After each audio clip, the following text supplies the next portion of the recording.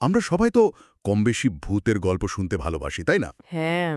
কিন্তু কিছু গল্প কিছু ঘটনা শুধু শোনার জন্য না, সেগুলো আমাদের ভাবায়, বিশ্বাসের ভিতটা পর্যন্ত নাড়িয়ে দেয়। একদম।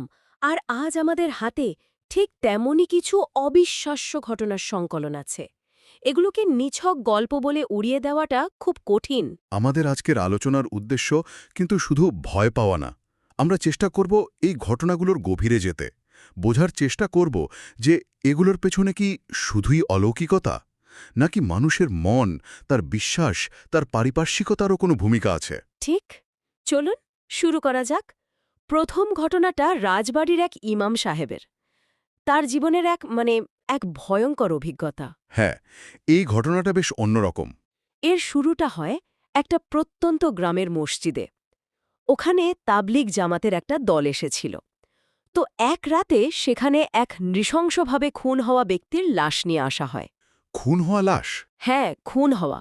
আর লাশটার অবস্থা এতটাই বীভৎস ছিল যে গ্রামের সাধারণ মানুষ তো বটেই, এমনকি মসজিদের ইমাম সাহেবও তাকে গোসল করাতে রাজি হচ্ছিলেন না। বলেন কি? কেউই সহজ পাচ্ছে না? কেউই না। এটা সবার জন্য এক ধরনের মানসিক ধাক্কার মতো ছিল আর কি। এখানেই তো ঘটনার মোড়টা ঘুরে যায়, তাই না? যখন কেউ এগিয়ে আসছিল না। ঠিক তখন তাবলিগ জামাতের সদস্যরা নিজেরাই এগিয়ে আসেন। তারাই লাশটা গোসল করান, জানাজা শেষে দাফন করান। কিন্তু ইমাম সাহেব ভয়ে পুরো প্রক্রিয়া থেকেই নিজেকে সরিয়ে রেখেছিলেন। আচ্ছা। এরপর জামাতের দলটি কিছুদিন পর চলে যায়। আর ইমাম সাহেবের জীবনে তখন থেকেই আসল বিভীষিকাটা শুরু হয়। কিভাবে? ইমাম সাহেব মসজিদের পাশেই একটা ছোট ঘরে থাকতেন। রাতের বেলা তিনি লাশ গোসল করানোর ঘর থেকে প্রায় পানির একটা কলকল শব্দ শুনতে পেতেন। রাতের বেলা? একা একা? হ্যাঁ, গভীর রাতে। মনে হতো ভেতরে কেউ হয়তো গোসল করছে। কিন্তু যখনই তিনি শব্দটা অনুসরণ করে কাছে যেতেন, সব সব এক নিমেষে চুপচাপ। এটা তো ভয়ের। আর এই ঘটনাটা কি একবারই ঘটে? না না, বারবার এই ব্যাপারটা বারবার ঘটতে থাকায় তার মনে একটা ভয় দানা বাঁধতে শুরু করে। কিন্তু এটা তো ছিল শুধু শুরু। আসল ভয়টা তো অন্য জায়গার, তাই না? একদম। কিছুদিন পর গ্রামে আর একজন ব্যক্তি মারা যান। তো স্বাভাবিকভাবেই ইমাম সাহেবকে তার জানাজা পড়ানোর জন্য ডাকা হয়। আচ্ছা। কিন্তু তিনি জানাজার জন্য দাঁড়াতেই অজ্ঞান হয়ে পড়েন। কি বলছেন? হ্যাঁ, জ্ঞান ফেরার পর যখন আবার চেষ্টা করেন, ঠিক একই ঘটনা ঘটে। আবারও অজ্ঞান। এটা তো আর সাধারণ অসুস্থতা বলে মনে হচ্ছে না। না, বিলকুলই না। কিন্তু উনি বারবার অজ্ঞান হচ্ছিলেন কেন? পরে পরে যখন ইমাম সাহেবকে জিজ্ঞেস করা হয়, তিনি আসল কারণটা খুলে বলেন। কি কারণ? তার কথা অনুযায়ী যখনই তিনি কোনো জানাজা পড়ানোর জন্য দাঁড়ান, ঠিক তখনই সেই নৃশংসভাবে খুন হওয়া লোকটির আত্মা তার সামনে এসে দাঁড়ায় আর গলা চেপে ধরে। ওহ! সেই ঘটনার পর থেকে তিনি আর কখনোই কোনো জানাজার নামাজ পড়াতে পারেননি। এটা তো শুধু একটা ভৌতিক গল্প না। এর মধ্যে একটা গভীর মনস্তাত্ত্বিক দ্বন্দ্ব লুকিয়ে আছে। ইমাম হিসাবে ওনার তো দায়িত্ব ছিল, কিন্তু তিনি ভয় পেয়ে সেটা করতে পারেননি। এই অপরাধবোধ বা ট্রমাটাই কি? ঠিক ধরেছেন। প্যারাসাইকোলজিতে প্রায়ই বলা হয়, অনেক অলৌকিক অভিজ্ঞতার পেছনে ব্যক্তিগত ট্রমা বা তীব্র অপরাধবোধ একটা বড় কারণ হিসেবে কাজ করে। হতে পারে তার নিজের মনের অপরাধবোধই ওই আত্মার রূপ নিয়ে তাকে তাড়া করে বেড়াচ্ছে। দুটো সম্ভাবনাই কিন্তু সমানভাবে ভয়ের। ইমামের ঘটনাটা তো গেল, কিন্তু সব ঘটনা তো আর এতটা ব্যক্তিগত না। সিরাজগঞ্জের ফাহাদের ঘটনাটা যেমন একদম অন্যরকম। হ্যাঁ, ফাহাদের ঘটনাটা আরও জটিল। ও ছুটিতে গ্রামের বাড়ি গিয়েছিল। এক রাতে বন্ধুর সাথে আড্ডা দিয়ে ফিরছিল। বাড়ির কাছাকাছি একটা বাঁশঝাড়ের পাশ দিয়ে যাওয়ার সময় সে হঠাৎ গায়ে এক ঝলক গরম বাতাস অনুভব করে। গরম বাতাস? অমাবস্যার রাতে যেমন হয়? অনেকটা সেরকম আর কি। ব্যাপারটা সে প্রথমে খুব একটা পাত্তা দেয়নি, কিন্তু সেদিন রাতেই তার প্রচণ্ড জ্বর আসে। জ্বরের ঘোরে তো মানুষ অনেক কিছুই দেখে। ঠিক। মাঝরাতে ঘুম ভেঙে ফাহাদ দেখে তার বিছানার চারপাশে 7টা আবছা ছায়ার মতো কিছু দাঁড়িয়ে আছে।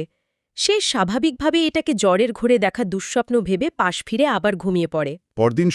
পরদিন সকালে উঠে দেখে সে পুরোপুরি সুস্থ।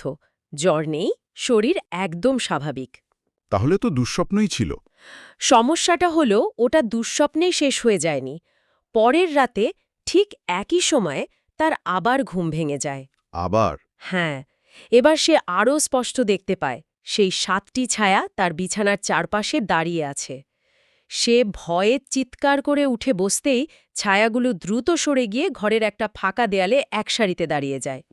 এরপর এরপর ফাহাদ যা দেখেছিল সেটা তো যে কোনো যুক্তিবাদী মানুষও একবার ভাবতে বাধ্য হবে। একদম। সে ভয় দূর করতে ঘরের লাইট জ্বালিয়ে দেয়, আর তখনই দেখতে পায় সবচেয়ে অবিশ্বাস্য দৃশ্যটা। কি দেখেছিল সে? সে দেখে দেয়ালের উপর 7টি ছায়া স্পষ্ট দাঁড়িয়ে আছে, কিন্তু তার চেয়েও ভয়ের বিষয় হল দেয়ালের ওই ছায়াগুলোর ছায়া আবার ঘরের মেঝেতে পড়েছে। বলেন কি?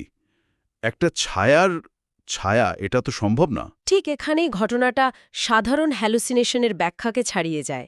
একটা ছায়ার ছায়া থাকাটা তো পদার্থবিদ্যার নিয়মকেই লঙ্ঘন করে। এই দৃশ্য দেখে তো যে কেউই কে কিছুই বলা হয়নি, কিন্তু তিনি ফাহাদের বাবা মাকে দরজাতেই থামিয়ে দিয়ে বলেন, ভেতরে আসার আগে ওই 7 জনকে বাইরে রেখে আসুন। অবিশ্বাস্য। হুজুর জানলেন কি করে? তাহলে কি এখানে স্লিপ প্যারালাইসিস বা এই ধরনের কোনো বৈজ্ঞানিক ব্যাখ্যা দেওয়ার সুযোগ আছে? সুযোগ তো আছেই। স্লিপ প্যারালাইসিসে মানুষ এমন ভয়াবহ জিনিস দেখে যা বাস্তব মনে হয়, কিন্তু দুটো জিনিস এই ব্যাখ্যাকে চ্যালেঞ্জ করে। প্রথমত, ছায়ার ছায়া দেখা, আর দ্বিতীয়, হুজুরের কথাটা। তিনি আগে থেকে কিভাবে ওই 7 জনের উপস্থিতি টের পেলেন? এখানে বৈজ্ঞানিক ব্যাখ্যা আর লোকবিশ্বাসের মধ্যে একটা অদ্ভুত সংঘাত তৈরি হয়েছে। আচ্ছা, ফাহাদের অভিজ্ঞতাটা তো একটা নির্দিষ্ট জায়গায় সীমাবদ্ধ ছিল, কিন্তু অনেক ঘটনা তো ঘটে চলার পথে, বিশেষ করে রাতে নির্জন মহাসড়কে। রাতের হাইওয়ে নিয়ে তো অনেক রহস্যময় গল্প প্রচলিত আছে। আমাদের পরের ঘটনাটাও ঠিক তেমনই। একদল অফিস কলিগ বাসে করে যাচ্ছিলেন। কখনকার ঘটনা এটা? রাত তখন প্রায় 3টা। বাসটা একটা ফেরি পার হয়ে হাইওয়েতে উঠেছে। চারপাশ একদম অন্ধকার, নির্জন। কিছুক্ষণ চলার পর পিছন থেকে একটা অ্যাম্বুলেন্স খুব জোরে হর্ন দিতে শুরু করে। আচ্ছা। প্রচণ্ড জোরে হর্ন দিচ্ছে আর হেডলাইটের আলো ফেলে সাইড চাইছে। ড্রাইভার প্রথমে একটু এতস্তত করছিল, কিন্তু বাসের সুপারভাইজার মানবিকতার খাতিরে ড্রাইভারকে সাইড দিতে অনুরোধ করেন।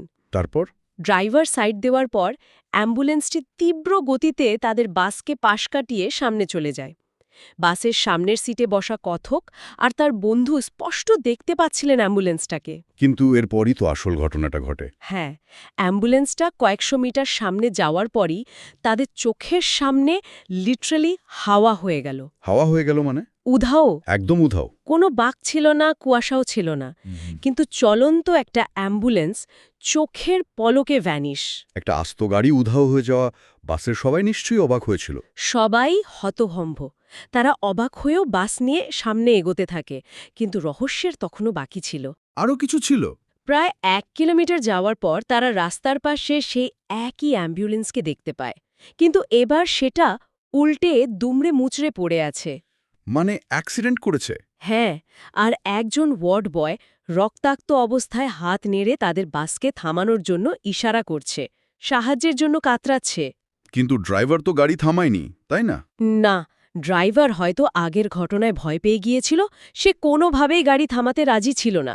কিন্তু বাসের যাত্রীরা, বিশেষ করে সেই সুপারভাইজার, তাকে মানবিকতার দোহাই দিয়ে গাড়ি পিছনে নিয়ে যেতে বাধ্য করে। সাহায্য করার জন্য? হ্যাঁ, কিন্তু তারা যখন সেই জায়গায় ফিরে আসে, সেখানে কিচ্ছু ছিল না। কিচ্ছু না মানে? কোনো দুর্ঘটনার চিহ্ন নেই, কোনো ভাঙা অ্যাম্বুলেন্স নেই, কোনো সাহায্যপ্রার্থী ওয়ার্ড বয় নেই। পুরো জায়গাটা একদম পরিষ্কার। এটা তো অবিশ্বাস্য। বাসের অনেকেই তো ঘটনাটা দেখেছে। এটা কি বলা যায়? মাস হিস্টেরিয়া?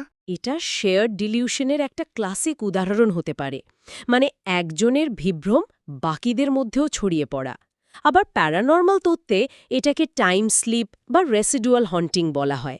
মানে অতীতে ঘটে যাওয়া কোনো দুর্ঘটনা বারবার ছায়ার মতো রিপ্লে হতে থাকে। কিন্তু সবচেয়ে দুঃখজনক অংশ তো সুপারভাইজারের পরিণতিটা। হ্যাঁ, এটাই ঘটনাটাকে আরও রহস্যময় করে তোলে। যে সুপারভাইজার বারবার গাড়ি থামাতে বলছিলেন, তিনি কলকাতা পৌঁছানোর পরই গুরুতর অসুস্থ হয়ে পড়েন।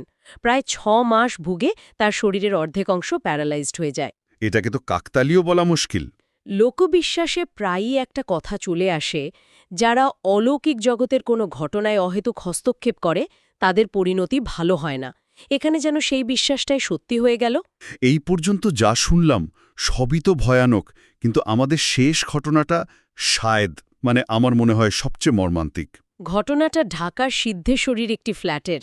এক নিঃসন্তান দম্পতি একটি শিশুকে দত্তক নেওয়ার সিদ্ধান্ত নেন। তারা একটি ম্যাটারনিটি হসপিটাল থেকে এক নবজাতককে ঘরে নিয়ে আসেন। আচ্ছা। এই ঘটনার কথক, যিনি তাদের ঠিক নিচের ফ্ল্যাটে থাকতেন, তিনি প্রথমবার শিশুটিকে দেখে একটু চমকে ওঠেন। তার ভাষায় শিশুটির হাসিটা কোনো নিষ্পাপ বাচ্চার মতো ছিল না। তাহলে কেমন ছিল? মনে হচ্ছিল কোনো প্রাপ্তবয়স্ক ধূর্ত মানুষের হাসি। এই অস্বস্তিকর অনুভূতি বা আনক্যানি ভ্যালির কথা তো মনোবিজ্ঞানেও বলা হয়, যখন কোনো কিছু দেখতে মানুষের মতো কিন্তু পুরোপুরি মানুষ না। ঠিক তাই। এরপর থেকেই অদ্ভুত ঘটনাগুলো শুরু হয়। কথক, যিনি একজন গিটারিস্ট ছিলেন, তার ঘরে রাখা গিটারটা নিজে থেকেই বেজে উঠত যখনই ওই শিশুটিকে নিয়ে তার ফ্ল্যাটে আসা হতো। নিজে থেকেই? হ্যাঁ, শুধু তাই না, রাতের বেলা ওপরের ফ্ল্যাট থেকে প্রায় মার্বেল খেলার শব্দ বা ভারী খাট সরানোর মতো আওয়াজ আসত। অথচ ওই দম্পতি নিশ্চিত করতেন যে তারা বা তাদের শিশু কেউ এই শব্দ করছে না। বিল্ডিংয়ের লিফটেও নাকি কিছু অদ্ভুত ঘটনা ঘটত? ঠিক, লিফটের ঘটনাটা ছিল সবচেয়ে ভয়ঙ্কর।